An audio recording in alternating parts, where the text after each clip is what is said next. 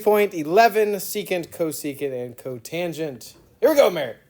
Just when you thought these trigonometric functions could get more exciting Whew. today, we get to learn about 3 additional trig functions. Yes. The good news is, while these are 3 new functions, they correspond to sine, cosine, and tangent functions we already know and love. Love. So these new functions should not be too difficult for us to incorporate into our existing knowledge and to quickly understand without using time. All right, fantastic. Who was that princess that we knew of? Sokatoa, that's right. All right, Sokatoa. All right, and so sine deals with what? Opposite over hypotenuse. And what does cosine deal with? Adjacent over hypotenuse. And what does tangent deal with? Opposite over adjacent. Now, the reciprocal of sine is cosecant. And so cosecant is hypotenuse over opposite. All right, it's the reciprocal of sine. And so cotangent, or cosine's reciprocal is who?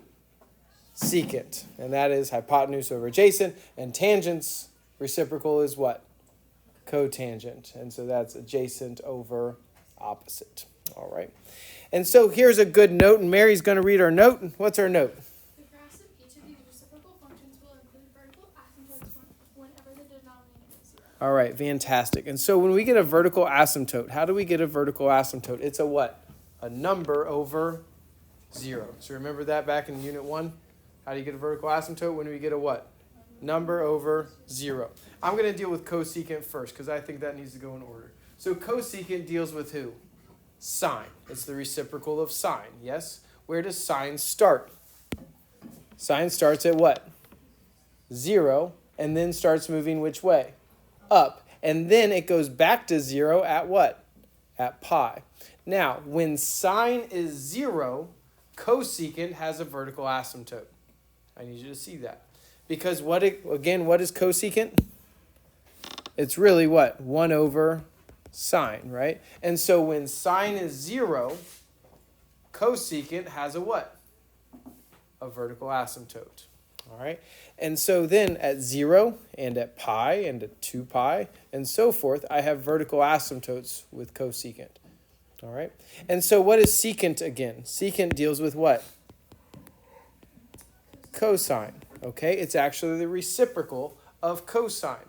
And so when is cosine 0?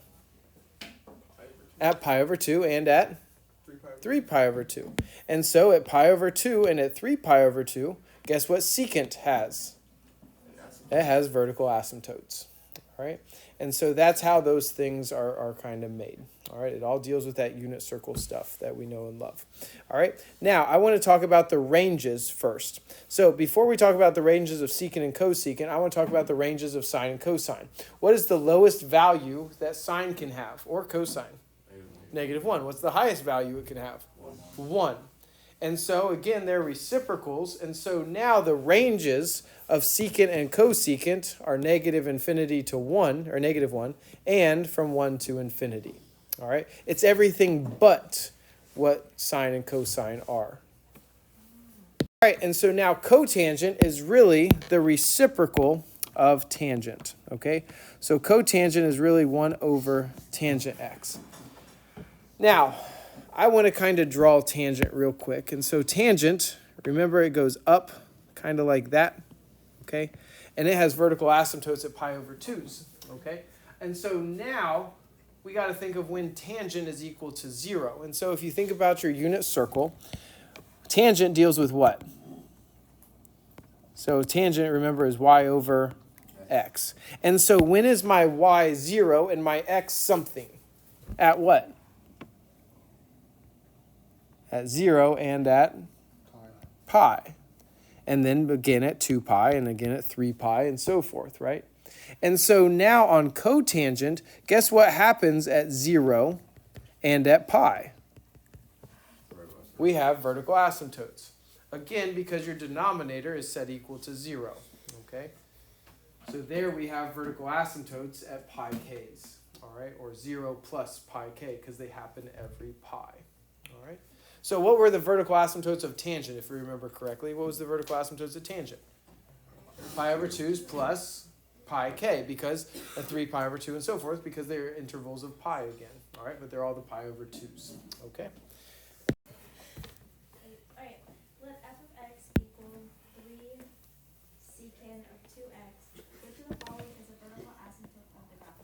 All right, fantastic. So it's talking about a vertical asymptote. Now, this 3 kind of helps out with my amplitude stuff. All right, and so I don't need to worry about that 3, so I need to worry about this 2x part. Okay, this part is dealing with the x's, and so we're going to have vertical asymptotes. Now, what really is secant? Cosine. It's the reciprocal of who? Cosine. Cosine. So secant of 2x is really like 1 over cosine of 2x. Does everybody follow me? Yes, yes. All right, and so what we really need to figure out is when cosine of 2x is equal to 0. And so when is cosine equal to 0? At pi over 2 and 3 pi over 2. At pi over 2 and at 3 pi over 2, right? And so at pi over 2 and 3 pi over 2, if I keep going on that, what's the period that it would happen at? Every how long? Every pi. And so I'm going to call it pi over 2 plus pi k. Okay? And so it's going to happen to be 0 every pi over 2 plus pi k. And so then how would I solve for x? I divide by what? 2. And so now I end up with x is equal to pi over 4 plus how much? Pi over 2k. All right? And so now once I can, when I look for my answer choice, if pi over 4 is there, we're going to take it. However, I want to do this part with you in case it's not there. Okay? And so now, is pi over 4 there? Yes. And so it's definitely C. So yay, we win. However, if I had like pi over 2 on my answer choice, that's not it. But I can add pi over 2 plus pi over 4. And so what is pi over 2 plus pi over 4? 3 pi over 4. It'd be 3 pi over 4 because we get common denominators. This would be 2 pi over 4, 1 pi over 4. That'd be 3 pi over 4. So 3 pi over 4 is also a vertical asymptote. And so would 5 pi over 4 and so forth. All right. And so that's why I like to solve it this way. All right, cool. Let's look at example 2 now. Keep going, Miranda. You're doing great. Let example g of x equal 4 minus 2 of pi x. Cosecant. Cosecant.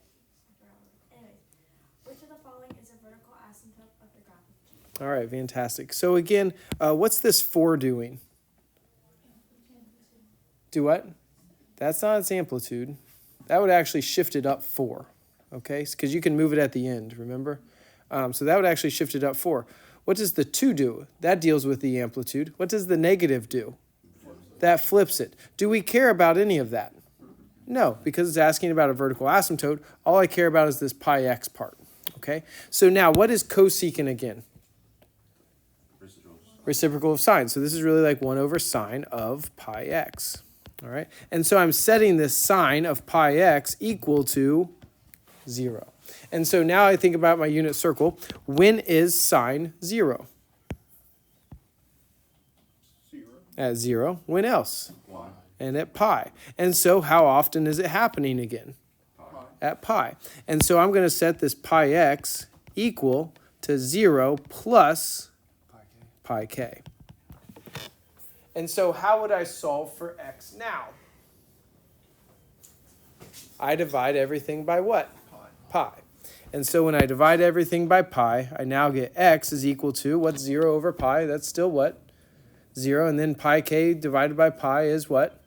K. Just k. So I get x is equal to k. And so now I need to look for my answer choice. And do I see anything like that? No, I don't. But what is k? K is a what?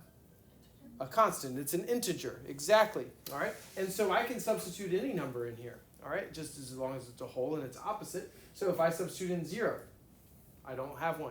If I substitute in 1, though, what do I get? It's D. All right. And so it could be an answer choice of like x equals 5. All right. That would be a vertical asymptote there. All right. And so that's why I like to do that period part with it. All right. All right. Let's look at example 3. Miranda, keep going. You're doing great. Let h of theta equal 3 cosecant theta over 2, which of the following gives the range of h? All right, fantastic. All right, and so let's talk about its range now. So its range deals with the y values, yes? So do I need to worry about this theta over 2 thing? This deals with my x's, doesn't it? All right, so I don't need to worry about that. I just need to worry about this 3 thing. Okay, now what's my normal range of cosecant? It's everything but the range of sine. And so what's my normal range of cosecant? Negative infinity to negative 1 included. And what? 1 to infinity. Now, what is this 3 doing? That's its amplitude kind of thing. And so what we're going to do is we're just going to multiply it. So what's negative infinity times 3? That's still what? Negative infinity. And then we're going to multiply negative 1 by 3, which we get what? Negative 3. And then it's going to be unioned with 3 to infinity. All right, and so that matches up with C. All right, I'm going to do another example. So this is going to be example 3b. Why not? All right, and so we're going to call this one, I don't know, g of theta is equal to, pick a number. 4. We're going to do 4, and then we're going to call this secant or cosecant? Secant of 5 theta. Yeah, that's it. And then plus or minus? Plus how much? 8. Love that. That's what I was going with too. I love that. All right. And so now I want to find its range. All right. I want to find the range of g of theta on this one. All right. So what do I not care about? I don't care about the what? I don't care about the 5 theta part. All right. That deals with my domain part. That does not deal with my range part. So I need to worry about this 4, and I need to worry about this plus 8. That's going to affect my range. Okay. Now, again, what is my normal range of secant? Negative infinity to negative 1 and 1 to infinity. All right. Now, what is this 4 doing? What did we do with that before? We're going to multiply that. What are we going to do with this 8? We're going to add 8. Well, which one do we do first? Are you sure? All right. So remember back in unit 1, all right, we did transformations. Okay. So this part does the stretching and this part does the running. All right. And Miranda's a really good cross-country runner right here, and so is Mary. All right. And so what do we always do first? We do what? We stretch before we run. And so we're going to multiply by what? 4, and then we're going to add 8. All right. So we have to do it in that order, or else we pull hammies. All right. All right. So now we end up with what? Let's do our stretching first. So now we have negative infinity to negative 4. And then I'd have what? 4 to infinity. Now we're going to add 8 to them. And so now we'd end up with negative infinity and then to what? 4. And then it's unioned with 12 to infinity. And so the range on this g of theta is negative infinity to 4 and then 12 to infinity. Let k of x equal negative 5 cotangent of 2 pi x, which of the following is a vertical asymptote to the graph of k. All right, beautiful. So again, what is cotangent? Reciprocal of what? Tangent. Okay, so it's a vertical asymptote. So do I care about this negative 5 thing? I don't care about that. I do care about this 2 pi x thing, though. And so this is 1 over tangent of 2 pi x. And again, how do we get a vertical asymptote? A number over 0. And so now I'm really figuring out when tangent of 2 pi x is equal to 0. And so when is tangent 0? At 0 and pi. Now, how often does it happen? Every pi. And so now I'd have this 2 pi x is equal to 0 plus pi k. All right. And so then how do we solve for x? We divide by 2 pi. And so now I'd end up with x is equal to 0 plus 1/2 k. All right. Because pi over 2 pi goes to 1/2. All right. So now I need to look for my answer choice. And again, k is an integer. And so if I substitute in 0 or 1 or 2 or 3, which one matches up with it now? B. All right. So now that would match up with B.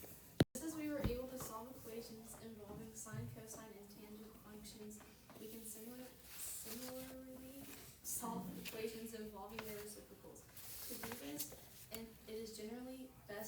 isolate the trig function first in the equation. Once the trig function is isolated, we can use the reciprocal properties to rewrite the equation in terms of sine, cosine, or tangent. This will allow us to use our previous knowledge to find the appropriate solution. All right, beautiful. So just like before, we need to figure out, get a trig function equal to a number, or a trig function less than or greater than or whatever to a number. All right, so let's look at example 5. It says find the x-coordinates of a point of intersection. Well, what in the world is a point of intersection? What do? We set them equal. Good. All right. All right, so we're going to set them equal. So now we have 4 cosecant x plus 3 equal to what? 11. All right, so now what do we need to do? Subtract 3. So what do we get there? Say 8. 8, good. And then what do? Divide by 4. So now I have cosecant of x is equal to what? 2. All right. Now, what is cosecant? Reciprocal of who? Sine. And so now we're gonna think of this as 1 over sine x is equal to 2. And so then I need to get sine x equal to a number. So I'm going to multiply by sine x and then divide by 2. And so now I get sine x is equal to 1/2. All right. And so when is sine 1/2? Sine 1/2 is Pi over 6. When else? 5 pi over 6. All right. And so those are my solutions to my intersections. All right. So in my head, I actually think of it from here, cosecant equal to a number. So I personally don't think of cosecant and secant in my head. I flip them. Okay. And so when you get cosecant x is equal to 2, just take both reciprocals right away. And so if you take both reciprocals right away, you get sine x is equal to 1/2. Okay. That's how I think of them. All right. Really, this is why it works with algebraic stuff, but I just flip right there. All right. If you like it, use it. If you don't worry about it. All right. Example 6 now. Who is my reader? Kyler's my reader. Go.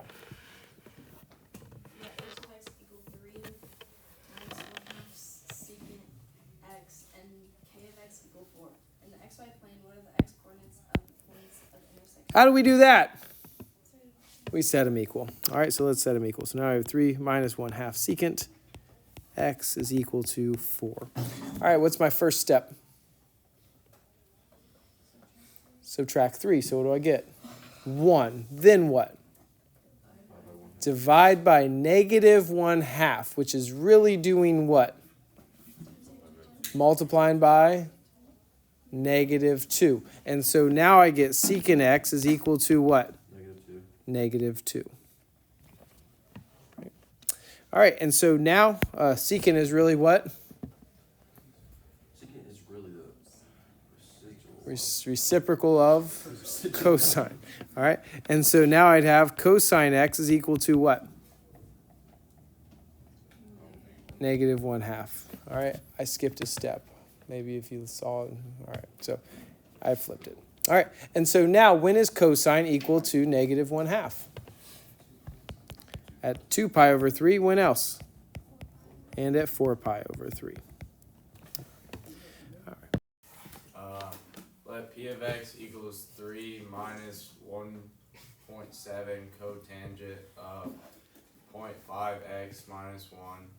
In the xy plane, what are the x-coordinates of the points where p of x equals 2 for 0 is less than or equal to x, which is less than 2 pi? Beautiful. All right. So what do we need to find? Points of what? P of x. How do we figure this out? Set equals equal. Set them equal. So now we have 3 minus 1.7 cotangent of 0.5x minus 1. And we're going to set that equal to 2. Now, there's multiple ways to tamper on these. I don't like solving for intersections. I'm going to do one more step. And so I'm going to subtract 2. And so now I'd end up with 1 minus 1.7 cotangent of 0.5x minus 1 is equal to 0. Now, the reason why I like to do it this way is because if you do it this way, you're going to solve for a 0 every single time instead of an intersection. Okay, because sometimes if it's two trig functions or two functions equal to each other, do you know the y value in which they're going to intersect? No, and so you can be scrolling all day long on your calculator, all right? So if you do it this way, it's going to find a 0 every single time, all right? So let's go to y equals and put that in. So because you can't really find a cotangent button very quickly on your calculator, you're just going to use dividing by tangent because it's the reciprocal of it. And so we're going to graph this now. All right, so before we press graph, I want to change your window, okay? Because you only care about a certain amount on this. And so on this one, it says that we care about from 0 to 2 pi. And so on your window, you want your x min to be 0 and your x max to be 2 pi. Now, this automatically changed it to 6.28, blah, blah, blah. So you have a pi button on your calculator. You're just going to press in 2 pi. Now, my y min and my y max, you just need to have 0 in between there. Okay? So mine was at negative 2.5 to 2.5, but really negative 1 to 1 would work very well as well. All right, so now once we have that in our graph, we changed our window. We find our 0 by using secant calculate, finding a 0 from the left and the right. And so now we'd end up with x is equal to 4.0781.